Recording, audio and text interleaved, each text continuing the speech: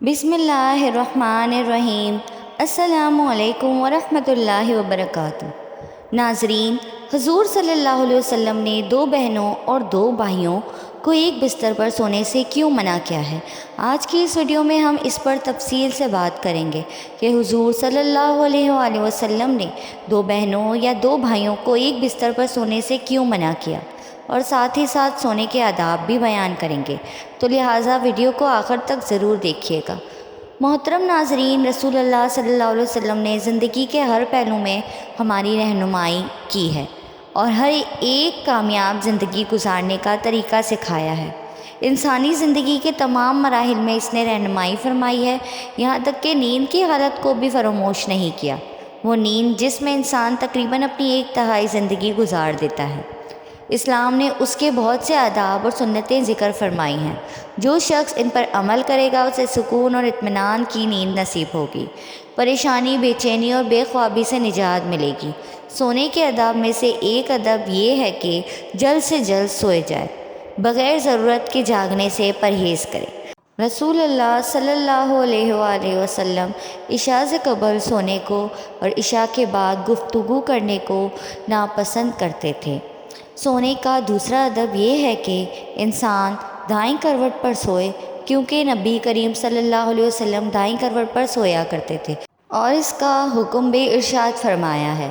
نبی کریم صلی اللہ علیہ وسلم دائیں کروٹ پر لیٹا کرتے تھے اور نبی کریم صلی اللہ علیہ وسلم نے دائیں کروٹ پر لیٹنے کا حکم دیا ہے۔ دائیں کروٹ پر لیٹنا ہی افضل ہے، خواہ قبلے کی طرف منہ ہو جائے یا پیٹھ، یا قبلے دائیں ہوں یا بائیں، دائیں کروٹ پر ہی لیٹنا چاہیے، کیونکہ اس کا نبی کریم صلی اللہ علیہ وسلم نے حکم ارشاد فرمایا ہے۔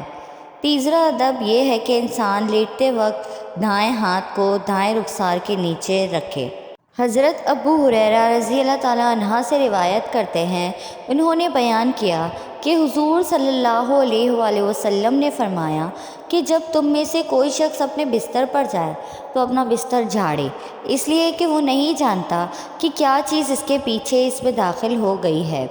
سونے سے پہلے ہاتھ اور منہ میں گوشت یا چربی وغیرہ کا اثر ہو یا مہک ہو تو اس کو دھو لینا چاہیے۔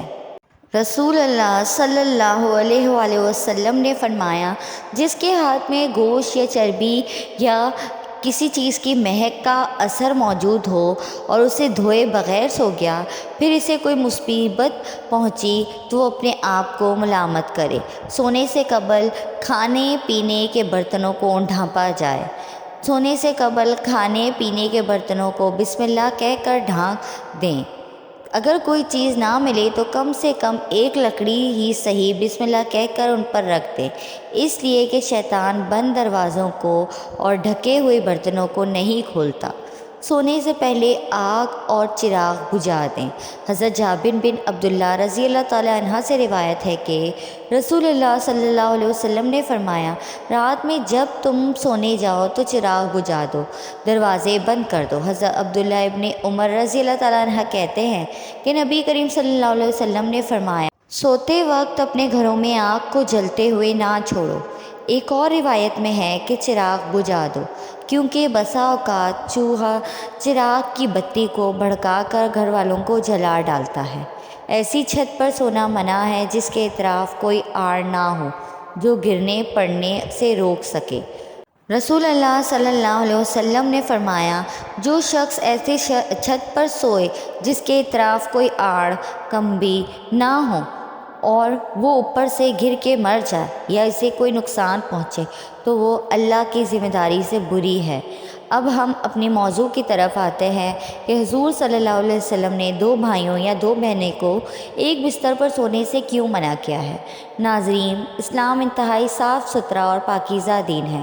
اس کے احکامات انتہائی عمدہ، تقویٰ، خوف باری اللہ تعالیٰ اور پاکیزگی پر مبنی ہیں۔ اسلام جہاں ظاہری گندگی سے بچنے کی تلقین کرتا ہے، اس کے ساتھ ساتھ ایسے انتظامات مسلم معاشرے کو دیتا ہے جس سے ہر فرد کی روحانی تربیت بھی ہوتی ہے۔ اسلام نے والدین کے لیے جہاں انہیں خود گناہ کے کاموں سے بچنے کی تلقین کی ہے، وہاں پر ان کے بچوں کے لیے بھی احکامات صادر فرمائے ہیں۔ حضرت عبداللہ بن عمرو بیان کرتے ہیں کہ نبی کریم صلی اللہ علیہ وسلم نے ارشاد فرمایا، جب تمہارے بچے 7 سال کے ہو جائیں تو انہیں نماز پڑھنے کا حکم دیں، اور جب 10 سال کے ہو جائیں تو انہیں نماز نہ پڑھنے پر ماریں اور ان کے بستروں کو الگ کر دیں۔ جب 10 سال کے ہو جائیں، علامہ محمود محمد رحمۃ اللہ علیہ ابو داؤد کی شرح میں لکھتے ہیں کہ ان کے بستر جدا جدا کر دو کا مطلب یہ ہے کہ ان کے سونے کی جگہیں الگ الگ بناؤ۔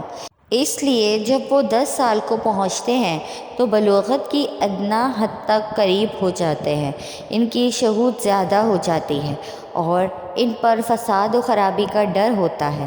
یہ اس بات پر دلالت ہے کہ ولی پر واجب ہے کہ وہ بچوں کے درمیان سونے کی جگہوں میں تفریق ڈال دے، اگرچہ وہ بھائی ہی کیوں نہ ہو، جب وہ 10 سال کی عمر کو پہنچ جائے۔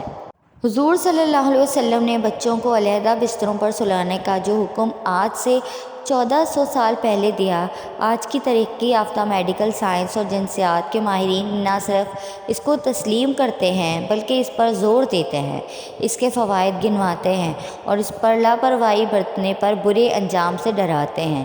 بچوں کو ایک بستر پر نہ سونے دیا جائے، اور بہتر تو یہ ہے کہ انہیں ایک کمرے میں بھی نہ سلایا جائے، کیونکہ جو بچے متواتر ایک بستر پر سوتے ہیں ان کے اندر رگڑ اور جسمانی ملاپ کا مرض رونما ہوتا ہے، اور رفتہ رفتہ یہ بچے جنسی کھیل کھیلنے لگتے ہیں۔ علامہ مناوی جامع صغیر کی شرح میں فرماتے ہیں، جب تمہاری اولاد 10 برس کی عمر کو پہنچ جائے تو ان کے وہ بستر جہاں وہ سوتے ہیں جدا جدا کر دو۔ شریعت اسلامیہ نے اس دروازے کو بند کرنے کے لیے یہ تعلیم دی ہے کہ 10 سال کی عمر کی ابتدا ہوتے ہی یہ پابندی عائد کر دی جائے کہ برائی کے راستے مسدود ہو جائیں گے۔ اس لیے ہمیں اس بات کی طرف خصوصی توجہ دینی چاہیے اور اپنے بچوں کو اسلامی تعلیمات سے ہمکنار کرنے کے لیے پوری محنت اور تگ و دو سے کام لینا چاہیے۔ آپ کو میری ویڈیو پسند آئے تو لائک، کمنٹ اور شیئر کریں، اور میرے چینل اسفا یوسف کو سبسکرائب کریں۔ جزاک اللہ۔